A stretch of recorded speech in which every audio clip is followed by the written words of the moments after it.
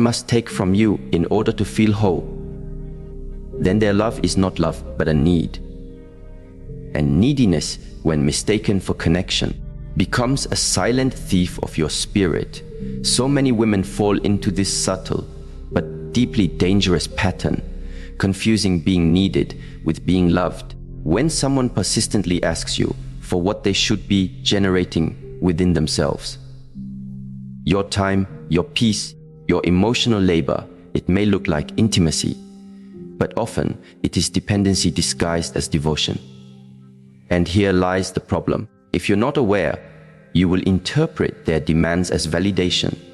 You will think, they need me, so I matter. But what you don't see is this. Each time you give what they are meant to cultivate within themselves, you train yourself to abandon yourself. This is not connection. This is codependence. This is not love. This is leakage. So today, we will gently and clearly walk through 5 common things people ask of women, not out of love, but out of their own internal disorder. So you can see with calm eyes, protect your energy, and honor your highest self. This is not about becoming cold. It is about becoming clear. When we speak of love, most of us imagine warmth, presence, and acceptance, but few speak about space. And yet, space is what tests love the most, because it reveals whether a person seeks to connect with you or consume you.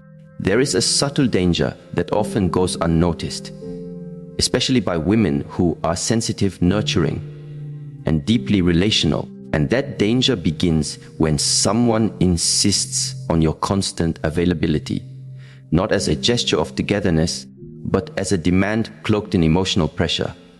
They say, "Why didn't you answer my call?" They say, "You used to reply instantly. What's going on?" They say, "Are you hiding something from me?" At first, these statements seem like signs of affection. They miss me. You think, they care about me. But pause for a moment and look deeper. Is it care, or is it control? A person who needs your constant presence is often a person who hasn't cultivated their own inner stillness. Their dependence on your response becomes their method to manage their own insecurity. The danger is not always in the words spoken, but in what your nervous system is constantly being asked to carry. When someone needs you to be on call emotionally, mentally, physically, they are not really asking for closeness. They are asking for a fix. And once you become the fix, you are no longer free to be yourself. In relationships, we often mistake urgency for intimacy. A person messages you multiple times in a row, leaves voice notes, shows up unannounced, and we tell ourselves, that must be love. They're invested. But what if their urgency is actually a reflection of their inability to sit with their own emotional discomfort? A secure and emotionally mature person respects time, space, and silence. They do not fill every pause with panic. They do not take your moments of solitude as rejection. They understand that presence, when forced, becomes a performance, not a connection. Neuroscience teaches us that our nervous system is attuned to patterns of safety and danger. When you are always expected to be available, your nervous system enters a state of hypervigilance. You begin to anticipate their needs even before they speak. You apologize for taking a nap. You feel guilty for going for a walk without your phone. Your mind is no longer your own. It becomes wired to serve another person's emotional regulation. Over time, this drains you. Your joy starts to fade. You no longer know what you feel, only what they feel. And in that slow erosion, you lose yourself. There's a short story I once heard. A woman was dating a man who loved her deeply. Or so he said. He would call her 10 times a day. He wanted to know where she was, what she was doing, whom she was talking to. In the beginning, she felt special, chosen. But one day, as she was walking through the park alone, enjoying the quiet, he called again and again and again. By the seventh missed call, she felt dread, not because she had done anything wrong, but because she knew he would be upset. And she thought to herself, why does love feel like a leash? Real love does not chase you down. It waits, it trusts your return, it honors your rhythm. In Eastern philosophy, there is a deep reverence for the Wu Wei, the principle of non-forcing. Even in relationships, we are called to observe the natural flow of connection. Love is like water. If held gently, it nourishes. But if you try to trap it, it slips away or stagnates. When a person demands constant availability, they are no longer flowing with you. They are trying to dam the river of your life, but you were not made to be captured. You were made to connect with choice, not compulsion. So ask yourself, in the quiet of your day, does this relationship give me space to breathe? Can I be away and still be respected? Can I rest without having to explain? If the answer is no, then what you are being asked for is not love, it is ownership. And ownership is not intimacy, it is captivity. Let us now turn to something even more insidious, yet harder to detect. The moment someone begins to ask you to silence your intuition, this rarely happens in explicit words. No one says, stop trusting yourself. Instead, they say things like, you're overthinking. Don't be so sensitive. Why do you always assume the worst? You're just being emotional. At first, these may seem like innocent comments, but with repetition, they begin to achieve one aim: to make you doubt your own internal compass. A woman's intuition is one of her deepest gifts. It is not superstition, it is biointelligence, a union of subconscious cues, lived experience, emotional memory, and subtle energetic reading. Modern neuroscience confirms that much of our brain's decision-making occurs below the surface of conscious thought. This is not mysticism, it is embodied wisdom. When your body tenses around someone's words, pay attention. When your heart beats faster for no reason in someone's presence, don't ignore it. These are not irrational reactions. These are survival signals that precede language. But what happens when someone persistently encourages you to ignore those signals? Slowly, you begin to override them. You say, maybe I'm just being paranoid. And each time you do that, you train yourself to betray yourself. There's a quiet kind of danger here. When a person teaches you to mistrust your own inner truth, they position themselves as the new authority over your reality. This is not love. This is a form of spiritual colonization, where your inner land is no longer yours to walk. In psychology, this is known as gaslighting. It is the slow erosion of your self-trust, achieved through the denial of your perceptions, the dismissal of your emotions, and the distortion of your memory. Let me offer a simple metaphor. Imagine your intuition as a loyal dog who lives with you. Every time a stranger comes to the door, the dog barks. It doesn't always know why, but it senses something. Now, imagine someone new comes into your life and says, "Why is your dog barking all the time? It's annoying. Can't you just train it to be quiet?" And so, to make this person comfortable, you punish your dog. You scold it. You isolate it. You teach it to suppress its voice. Eventually, it stops barking altogether. But one day, someone dangerous really does enter your home, and the dog stays silent because you taught it not to protect you. This is what happens when you ignore your intuition to make someone else comfortable. You disable your inner guardian. And when harm comes, you no longer feel it until it's too late. I once met a woman during a silent retreat. She shared something quietly with tears in her eyes. She said, "I used to know when someone wasn't safe. I could feel it in my gut. But after years of being told I was too emotional, I stopped listening. I stayed in places I should have left.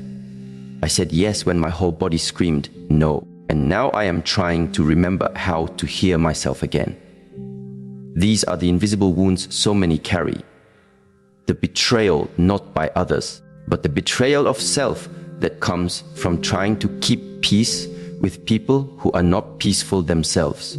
So remember this, a person who truly loves you will never ask you to mute your inner voice. They will respect your inside, even if it challenges them. They will listen to your discomfort, even if it reveals their blind spots. They will invite your truth, even when it's inconvenient, because they know your self-trust is not a threat to the relationship.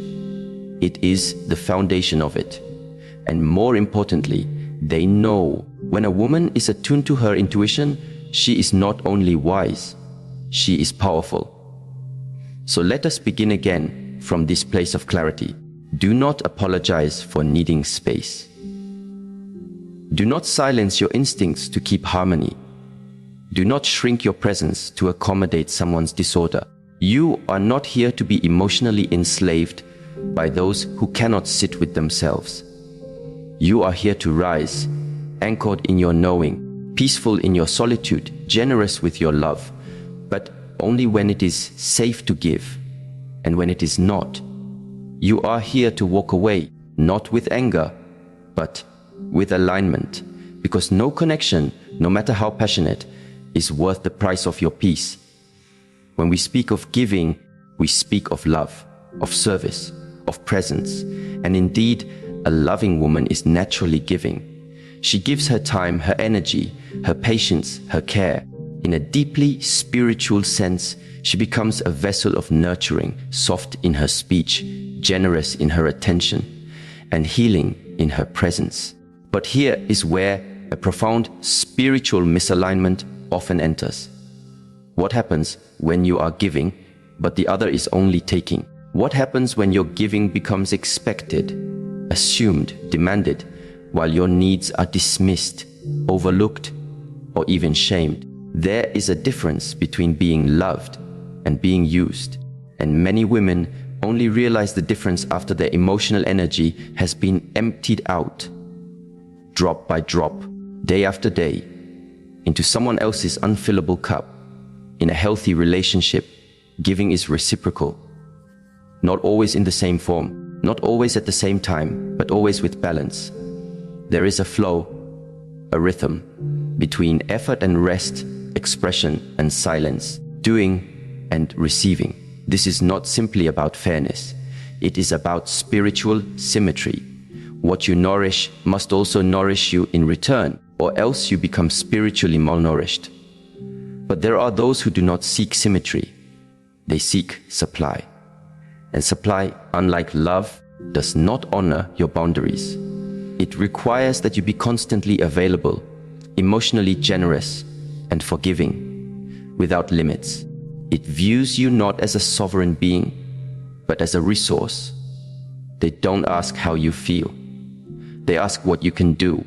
They don't notice your silence. They only react when their needs are unmet. They don't thank you for your consistency. They resent you when you pause to breathe. These are the ones who will ask you, sometimes gently, sometimes manipulatively, to keep giving even when you are exhausted, to keep showing up even when you are breaking inside, to stay calm even when they are careless with your heart. And because many women are conditioned through culture, religion, or upbringing to associate love with sacrifice, they comply. They give more, they endure longer, they love harder, and they believe that eventually their devotion will be reciprocated. But the truth is this: people who are using you do not eventually wake up and love you better. They wake up and take more. In relationships where giving is one-sided, what dies first is not the body, it is the soul. The woman stops smiling with her eyes. She laughs without joy. She listens without presence. She becomes a version of herself that exists only to support someone else's emotional survival. There is a short story told in a Zen teaching. A woman tended a tree in her courtyard every day. She watered it, pruned it, cared for it deeply. But the tree bore no fruit. One day, an elder monk passed by and saw her kneeling by the tree once again. He asked, "Why do you give so much to this tree?" She replied, "Because I believe in it." He paused, then said softly, "Belief is not enough if the tree is dead." Many of us have relationships like this, where we keep giving because we remember who the person was or who we hoped they would become. But the reality of their behavior, the emptiness of their response, tells another story. Emotional generosity must be met with responsibility. Otherwise, what appears to be love becomes self-betrayal. Modern psychology confirms this. In co-dependent dynamics, one person overfunctions while the other underfunctions. The giver becomes the caretaker, the therapist, the emotional anchor.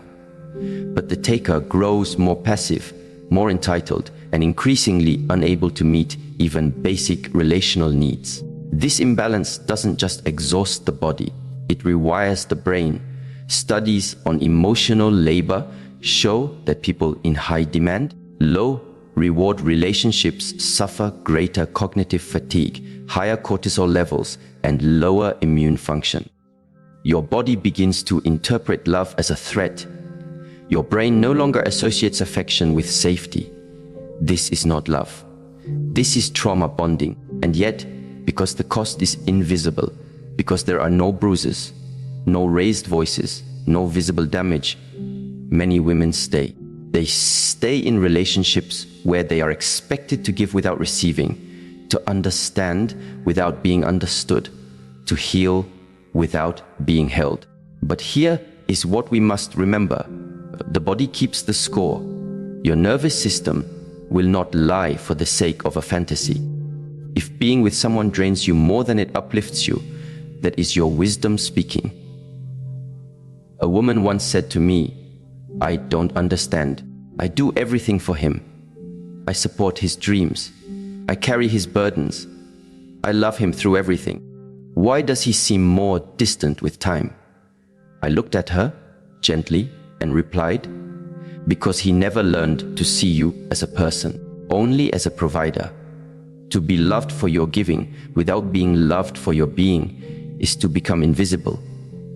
And invisibility, over time, leads to despair. Because even if someone praises you, thanks you, acknowledges you, if they do not consider your needs, your emotions, your spirit, then you are not in a relationship. You are in a transaction. Eastern wisdom teaches us about the principle of yin and yang, the sacred dance of reciprocity.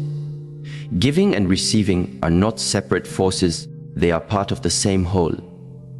If you are always giving, you are suppressing the yin within you, the capacity to receive, to be filled, to rest, and when that balance is broken, your inner harmony dissolves. There is a beautiful truth in nature. Rivers give water to the earth, but the sky must also give rain to the river. If either stops, the system collapses. You must ask yourself, is there rain in this relationship? Or are you being drained to feed a land that refuses to return the gift? It is not selfish to want reciprocity. It is not demanding to ask for consideration. These are the foundations of healthy connection. Without them, your love becomes a tool used against you, because what you give is no longer received with reverence. It is consumed with expectation. There is another story I recall, this time from a woman in her late 60s. She spent over 30 years in a marriage where her emotional labor held the entire family together. She was the one who woke first, slept last. She remembered birthdays, comforted tears, held the silent burdens no one ever saw. And yet, when she grew ill, her husband could not even make her a bowl of soup. She told me, I gave my whole life so no one would suffer. But now that I'm weak, I see. I was never truly seen. This is the cost of giving without receiving. You do not become cherished. You become expected. And when your giving is expected, it is no longer a gift. It becomes your prison. So how do you protect yourself from this imbalance? First, you must become deeply aware of your own patterns. Do you equate your worth with your usefulness? Do you feel anxious when you are not helping someone? Do you believe that if you stop giving, you will stop being loved? These beliefs are not facts. They are wounds. And wounds, when unhealed, become blueprints for your relationships. Second, observe the response of others when you set boundaries. Say no once and watch. Does the person guilt you? Does their energy shift? Do they withdraw affection? Or do they honor your limit and thank you for being honest? A person's reaction to your boundaries reveals their intentions more clearly than their words ever could. Lastly, understand that your energy is sacred. You are not here to pour endlessly into people who refuse to be whole. You are here to grow in mutuality, in respect, in emotional presence. Anything less is not love. It is depletion. To the woman who gives everything and asks for little, it is time to return to yourself. You were not born to be a reservoir for other people's needs. You were born to dance in the sunlight of your own soul, to share your love freely, but only with those who can hold it with honor.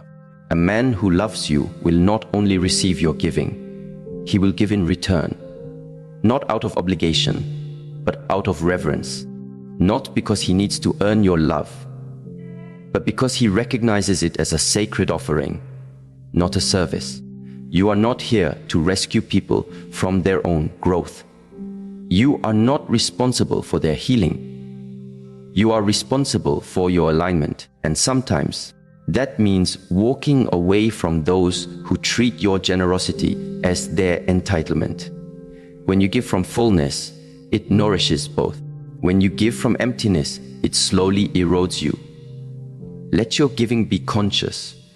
Let your boundaries be clear. Let your self-worth be rooted in who you are, not in how much you do for others. There are questions that reveal more than answers ever could, and one such question, often asked with subtle tones or quiet implications, is this: if you really love me, you would prove it by choosing me over them. It sounds innocent on the surface. It may even appear romantic, an appeal to loyalty, to exclusivity, to the sacredness of a bond. But if you listen with presence and awareness, you will hear the deeper current beneath the words. It is not a request for love. It is a demand for control. When someone asks you to choose them over your family, your friends, your mentors, your community, pause, because in that moment, they are not asking to be loved. They are asking to be worshipped. True love never forces isolation. It encourages integration. A person who loves you will want you to flourish in every space: your home, your friendships, your creative life, your spiritual walk. They will support the connections that shaped you, not seek to erase them. But not everyone operates from love. Some operate from fear, from insecurity, from the need to dominate, not to connect. And these people, whether through subtle persuasion or overt pressure, will begin to sever you from the relationships that remind you of who you are without them. They will say things like, "I just don't feel comfortable when you talk to your mother. Your friends don't understand us.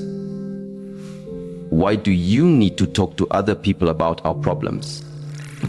I should be enough for you." And slowly, so slowly you might not notice it, you begin to retreat.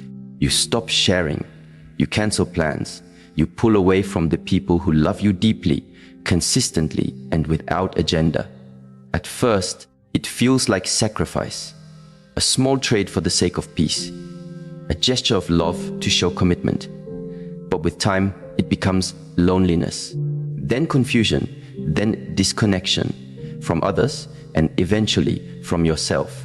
This form of relational control is not always loud. It doesn't always come with raised voices or slammed doors. Sometimes it comes with quiet guilt, with subtle questions, with the unspoken tension of having to choose between harmony with your partner and loyalty to your loved ones. But any relationship that asks you to abandon your community is not love. It is emotional possession. Psychologically, this is known as isolation grooming. It's a tactic often used by emotionally manipulative individuals, particularly narcissists, to gain psychological dominance over a partner. The less connected you are to others, the more dependent you become on the person in front of you. It is not about love, it is about power. In Eastern philosophy, the concept of right relationship is fundamental. It means harmony in your relationships is not just about peace with one person. It is about balance across the circles of your life. You are not meant to pour all your energy into one connection. You are meant to be part of a greater whole. A tree does not grow by detaching from its roots, and neither do you. But what makes this tactic so dangerous is that it often wears the costume of devotion. A man may say, "I just want us to be close. I want to protect what we have." And that sounds noble, doesn't it? But true closeness does not require isolation. Real protection never asks you to lose yourself. A woman once shared with me her story. She had been with a man who, over time, discouraged her from calling her sister, criticized her for spending time with childhood friends, and became irritated anytime she spoke warmly about her father. At first, she believed it was because he had been hurt before, because he needed reassurance. She poured herself into comforting him, into proving her love. But years later, she woke up in a home that felt like a cave. No laughter, no visits, no support, just her and him. And the terrifying part, she no longer knew how to reach out, because emotional isolation over time becomes internalized. You begin to believe you are a burden, that asking for support is betrayal, that if you miss your family, it means you are ungrateful, that if you maintain friendships, it means you don't truly care for your partner. But this is not love. This is emotional colonization. You were not created to orbit someone else's insecurities. You were created to live from your center, with roots that connect you to your community, your wisdom, your higher purpose. In Buddhism, one of the key principles is interdependence. Nothing arises alone. Everything is connected, and a healthy relationship honors this reality.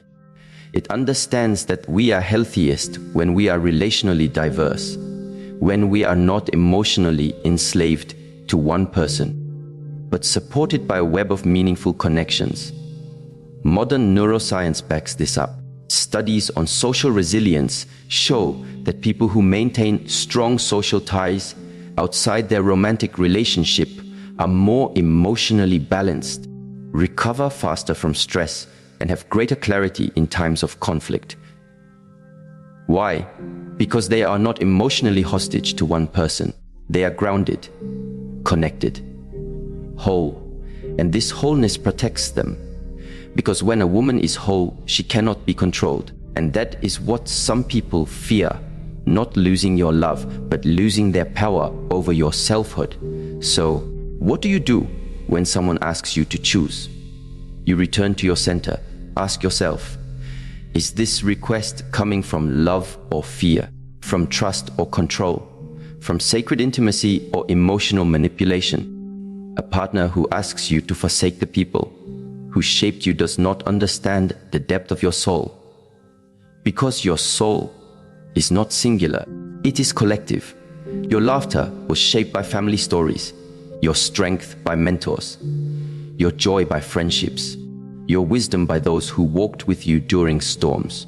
To abandon them is to abandon yourself. There's a Japanese saying, a single arrow is easily broken, but not 10 in a bundle. This is true of people too. When you are connected to your tribe, your spiritual, emotional, and familial tribe, you become resilient. You cannot be easily broken. You cannot be isolated and bent to another's will. I remember another story, this time of a woman in her 40s who had been in a long-term relationship with a man who constantly criticized her best friend. He would say, "She's jealous of us. She doesn't want to see you happy." Eventually, under pressure, the woman distanced herself from her friend. Years later, after the relationship ended, she reconnected with this friend and cried. Because in her friend's voice, she heard the truth. In her embrace, she felt the safety she had been missing, the tragedy. She had walked alone for years, all because someone made her believe that love meant disconnection. But real love never asks for disconnection. It asks for integration. It welcomes your world. It respects your origins. It celebrates the people who make you stronger. And if someone cannot love the people you love, then they do not truly see you, because we are not separate from our communities. We are extensions of them. And any man who wants to love you must also honor the roots that nourish your soul. Emotional isolation is a form of psychological confinement, and confinement shrinks your spirit. It dims your light. It makes you easier to manipulate. But the truth is, your light was never meant to be contained. It was meant to shine in many directions, in family gatherings, in deep conversations with old friends, in silent evenings with mentors, in joyful moments with your tribe. You do not need to choose between love and connection. The right love will support your connections. It will not compete with them. In Taoist philosophy, water is often used as the metaphor for wisdom. It flows around obstacles. It nourishes every space it enters. It adapts, but it never loses its essence. Be like water. Flow back to those who have fed your spirit. Flow into relationships that feel like rivers, not cages. Flow away from the rocks that block your path with fear and demand. And when someone asks you to prove your love by disconnecting from others, remember, your love does not need to be proven. It needs to be honored. And anyone who asks you to walk alone has already shown you that they are not walking with you. The greatest gift you can give to someone is your wholeness, not your sacrifice, not your isolation, your wholeness. Because it is only from a place of inner fullness that real, lasting, sacred connection can begin. There is a subtle but profound difference between love that grows and love that grips. One nourishes your spirit, the other drains it. One offers room for movement, space for reflection, and freedom for inner growth. The other binds you not with chains, but with expectations that constrict your soul. And perhaps one of the most dangerous expectations is this: if you love me, you will give me access to everything. It may seem harmless at first. A request to know your phone password, to monitor your daily schedule, to be copied on every plan you make. It appears to be a modern expression of closeness, of full transparency, of nothing to hide. But stillness reveals what rushing conceals. And if you pause long enough, you begin to hear the underlying message. Your boundaries are inconvenient to me. Your privacy makes me uncomfortable. Your inner world should be mine to control. What makes